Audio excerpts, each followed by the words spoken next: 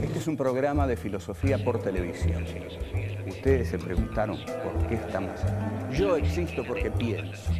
El hombre piensa. Es el lugar en el cual todos los saberes son pensados. Descartes es un héroe del pensamiento. Es difícil enfrentar las grandes cuestiones. Es un libro de Jean-Paul Sartre, Crítica de la razón dialéctica. Esta es la historia de la filosofía de Hegel. La filosofía es la totalidad de lo real, porque piensa. La totalidad de lo real.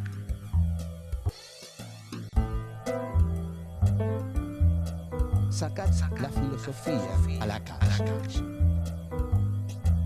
Sujetos, sujetados.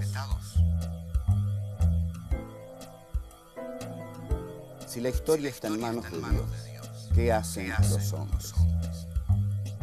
¿En qué consiste la ruptura de Descartes con el pensamiento teologal del medioevo? Descartes, un héroe del pensamiento.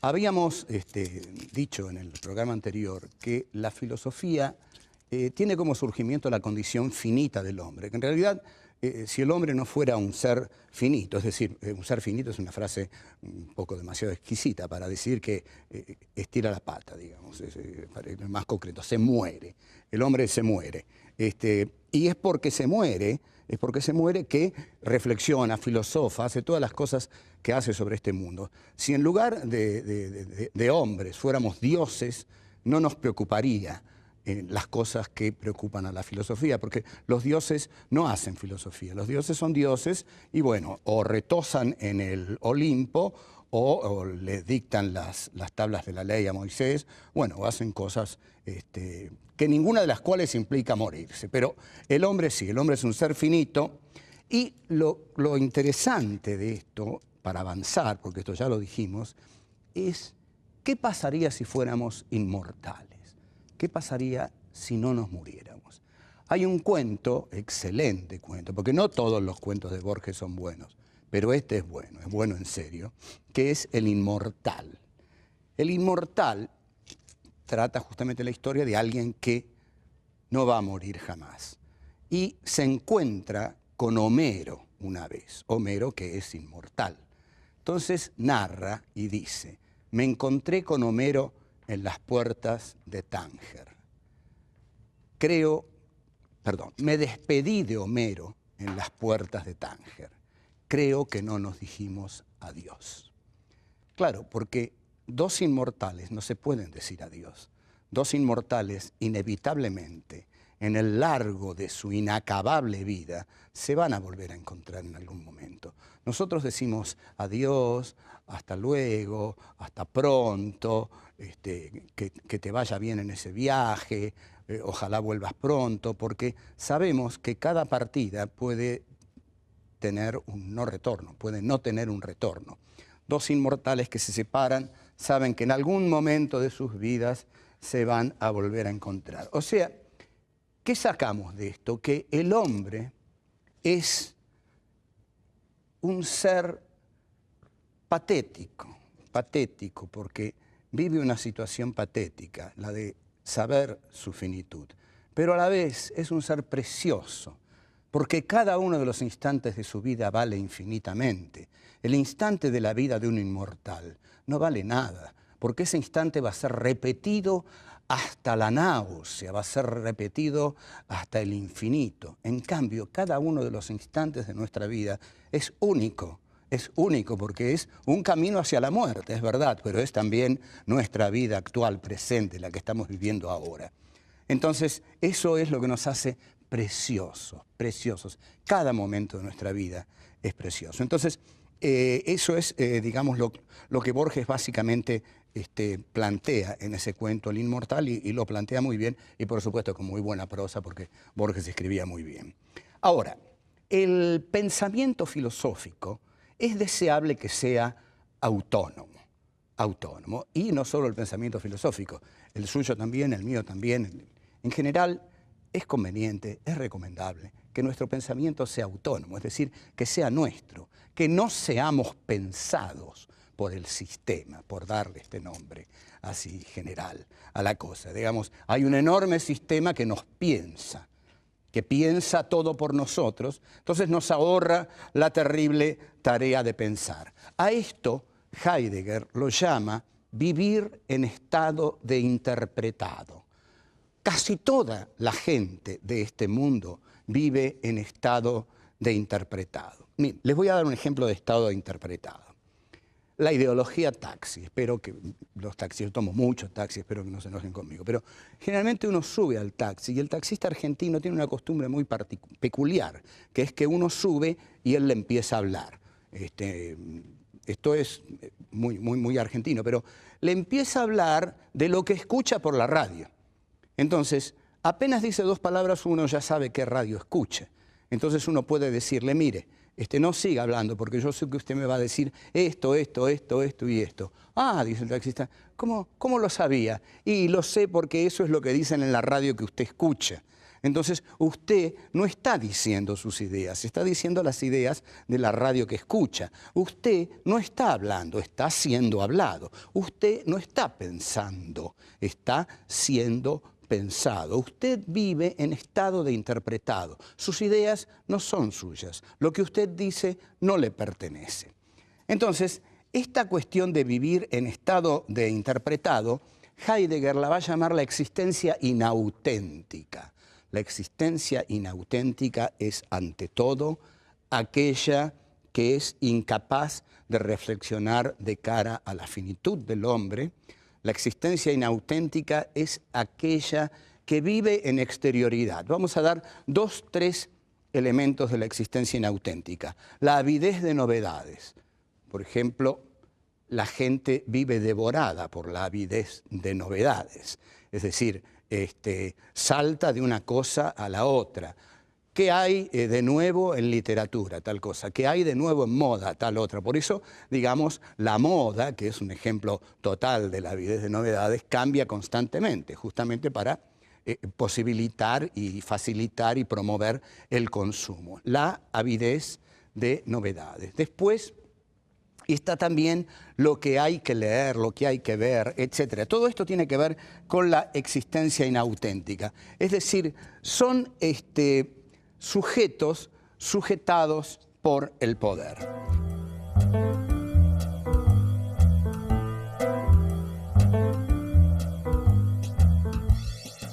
La filosofía tiene como condición de posibilidad dejar de lado a Dios, porque la filosofía es un sistema de formular preguntas y de posibilitar algunas respuestas. Pero fundamentalmente yo diría que la filosofía es el arte de preguntar. En cambio, Dios es el arte o el ser que da todas las respuestas.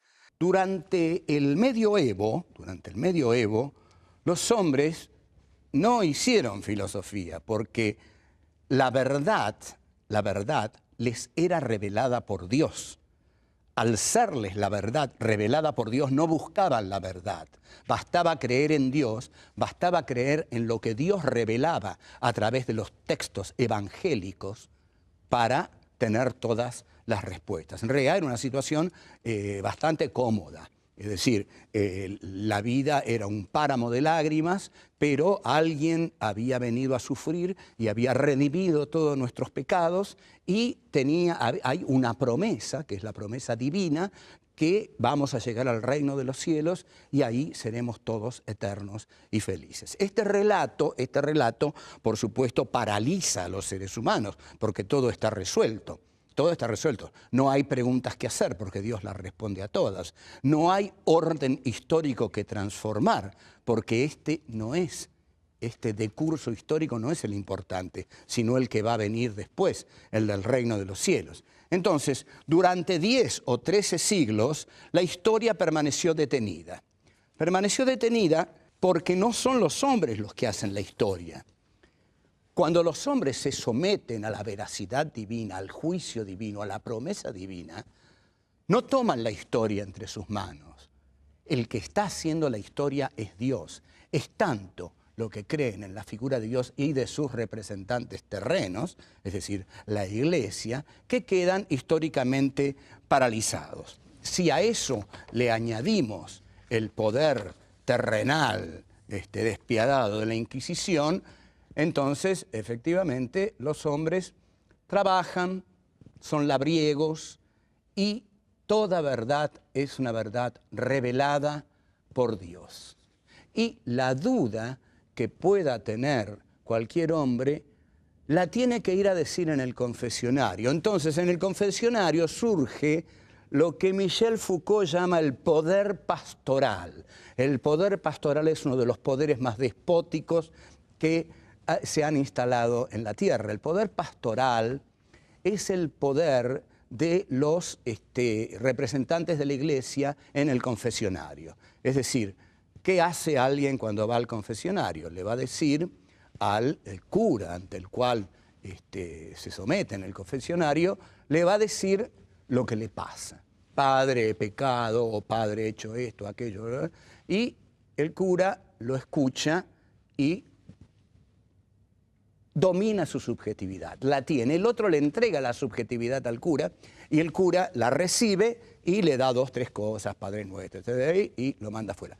Entonces, hay un poder pastoral, dice Foucault, que se realiza a través de la confesión. Luego, va a decir Foucault, va a venir el poder pastoral del Estado, va a ser el Estado moderno el que a través de la ciencia, las prisiones, los manicomios, el psicoanálisis, va a representar ese poder pastoral. Ustedes observan, lo interesante que dice Foucault es que esa confesión que el hombre del medioevo le hacía al cura es muy similar a la confesión que el paciente le hace al psicoanalista hoy en día. De modo que el poder pastoral en el Estado moderno lo tienen las instituciones medicinales, psicoanalíticas, las cárceles, los manicomios, donde se agrupa a la gente.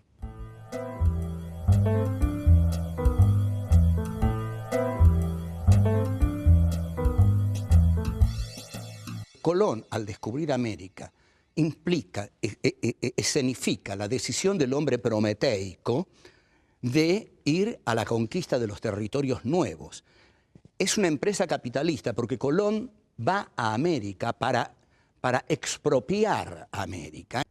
Entonces, cuando decimos que la conquista española de América implicó la muerte de 50 millones de indígenas, tratemos de sacar esta cifra de la estadística y de pensarla como lo que realmente es. Cada uno de esos 50 millones fue uno. Hay una frase que sobre el holocausto judío dice, no mataron 6 millones de judíos, mataron un judío y después lo mataron 6 millones de veces más.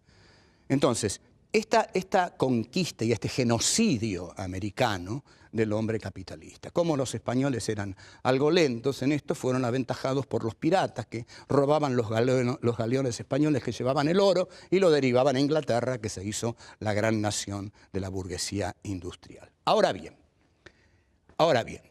en 1637 Descartes pone al hombre en la centralidad, desplaza a Dios. Dios ya no es el que está en la centralidad. Dios ya no es el centro, el que revela la verdad a los demás hombres. Ahora, lo que es puesto en la centralidad de la explicación de la historia humana es el hombre. El hombre, atención, en tanto sujeto. El hombre en tanto pensamiento. El hombre en tanto subjetividad. Lo que hace Descartes es decir, con esa famosa frasecita, pienso, luego, existo, cogito, ergo, sum, lo que está diciendo Descartes es que el sujeto capitalista al cual él representa se define por la subjetividad y que ahora es la subjetividad aquello que da fundamento a todo lo existente. La subjetividad es ahora el subjectum. El subjectum es aquello que subyace a todo lo que existe. Así como los griegos lo llamaban hipokeimenon, es decir, aquello que es como el basamento de todo lo existente, Descartes, al poner el pensamiento como base de todo de curso filosófico, histórico, etcétera, etcétera, ahora es la subjetividad del hombre el punto de partida de todo razonamiento. Con esto entonces nosotros tenemos nada menos que esta subjetividad, no es cualquier subjetividad. Esto que yo estoy explicando habitualmente no se explica de este modo. Habitualmente se dice que Descartes dijo pienso, luego existo, que después vino Kant y dijo las condiciones de posibilidad del sujeto son las mismas que la del objeto, que después vino Hegel y dijo todo consiste en concebir a la sustancia como sujeto. Es decir, ¿qué hace esa gente? No hace historia razonada de la filosofía, hace historia de los héroes del pensamiento, digamos. Descartes, pasamos a Kant, pasamos a Hegel, pasamos a Nietzsche. Entonces, todo esto es un gran movimiento. Es decir, Colón descubre América, Copérnico, Giordano Bruno, Galileo y Descartes. Y Descartes viene a decir, ya que hemos desafiado tanto en el campo astronómico a el poder de la Iglesia, digamos la verdad, el hombre se está adueñando de la historia. Cuando Descartes, es decir, y el Renacimiento, surgen, es que el hombre se está adueñando de la historia. Les voy a dar un ejemplo muy contundente. Durante 13 siglos en la Edad Media no pasó nada o pasó poco. El discurso del método es de 1637 y en 1789 ocurre la gran revolución burguesa, que es la Revolución Francesa. De 1637 a 1789 hay muy poco tiempo. Cuando Descartes escribe el discurso del método, le está cortando la cabeza a Luis XVI, porque ahí es el hombre de la burguesía el que se pone en la centralidad y es el hombre de la burguesía capitalista el que comienza a hacer la historia. Entonces, cuando el hombre comienza a hacer la historia se dinamiza, porque el hombre ya no está esperando de Dios que Dios haga la historia, la hace él. Entonces la historia cobra un ritmo que antes no tenía, porque antes era la etapa de la espera. Se esperaba el reino de los cielos. Ahora los hombres ya no esperan nada, lo hacen todo ellos.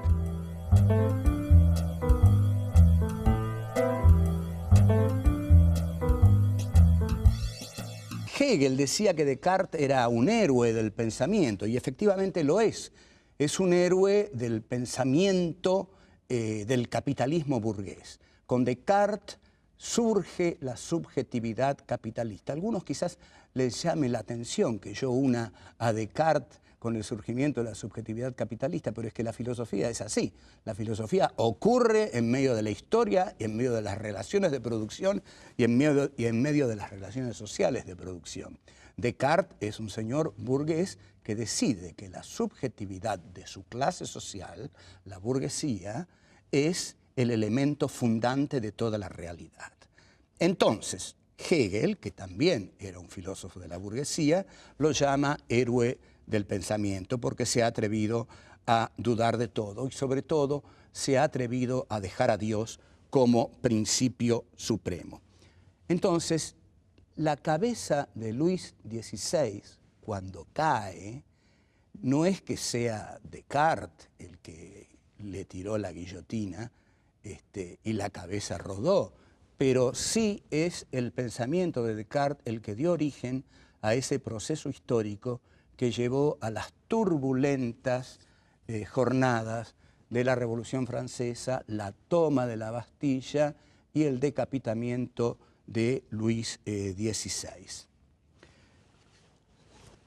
Es muy interesante ver que el pensamiento de Descartes es subversivo.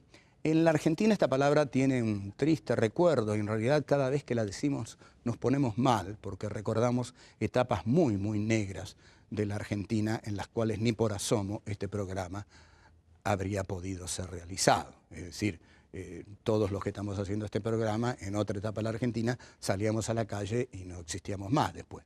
Pero bueno, porque ya nos estaban esperando. Pero Descartes, el pensamiento de Descartes es subversivo porque cuestiona el orden instaurado de la teología medieval, cuestiona el orden de la Iglesia y cuestiona el orden de la Inquisición. Por eso Descartes, que quizás no era demasiado valiente, escribió el discurso del método en Holanda, que era un país liberal donde todavía se podía escribir y pensar, porque en realidad un filósofo para pensar tiene que tener cierta tranquilidad de espíritu, no se puede pensar y estar esperando que a uno lo vengan a buscar para decapitarlo, tirarlo por ahí, ese tipo de cosas, ¿no? El pensamiento exige la libertad del contorno. Los regímenes autoritarios lo primero que hacen es establecer un dogma y prohibir el pensamiento libre. Eso ocurre tanto en la Iglesia medieval como ocurrió en el régimen soviético durante el estalinismo. Es decir, que se establece un dogma del partido y el que piensa fuera del dogma del partido es liquidado, Siberia. Bueno, entonces, el pensamiento de Descartes es subversivo porque lo subversivo es lo que subvierte. Es decir, lo que subvierte es que cambia, lleva a que una cosa se transforma en otra. Y el pensamiento de la burguesía capitalista que expresa Descartes se expresa en la realidad a partir de la praxis de los revolucionarios franceses. Hay cosas notables que influyen en la historia. Una de las cosas que más decidió el ímpetu salvaje de la Revolución Francesa fue el pensamiento, por supuesto, de los ilustrados, el pensamiento de la Ilustración. Los que escribieron la enciclopedia, Diderot, d'Alembert, Rousseau, Voltaire, pero hubo una frase de María Antonieta que llenó de indignación y de fuerza revolucionaria a toda la población, al menos a las clases que pasaban hambre. Le preguntaron a esta reina, le informaron a esta reina que el pueblo tenía hambre. Y célebremente, María Antonieta dijo, ¿por qué tiene hambre el pueblo? Y le dijeron, porque no tiene pan. Y ella respondió, bueno, que coman pasteles. Y este fue uno de los motivos que dinamitó la Revolución Francesa. Esa frase resultó intolerable para la plebe, y la plebe, a partir de esa injuria, decide rebelarse y la revolución se desata. Como vemos, a veces basta un elemento de irritación para que una situación encuentre el desenlace histórico detrás del cual estaba.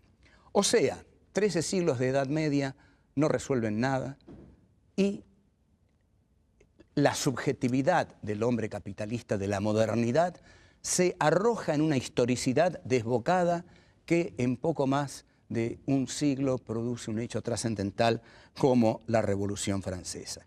La Revolución Francesa pone al hombre capitalista en la centralidad. Es la burguesía capitalista la que se adueña del poder. La monarquía pertenece al pasado. Una revolución consiste en poner en el centro de la historia a la clase históricamente más moderna, más revolucionaria. Entonces, la aptitud que va a tener el hombre capitalista es la aptitud de hacer la historia. Como vamos a ver, y esto va a volver muy apasionante nuestro curso, el capitalismo va a generar su antagonista, que va a ser el proletariado. Y eso nos lo va a explicar el cabezón barbado, Marx, que vimos ahí. Ahora lo dejamos aquí, yo qué sé, me voy, porque la filosofía tiene que salir a la calle y ensuciarse un poco. Usted vive en estado de interpretar. Sus ideas no son suyas. Lo que usted dice no le pertenece. La filosofía tiene como condición de posibilidad dejar de lado a Dios. La Revolución Francesa significa el asalto al poder político por parte de la burguesía, que ya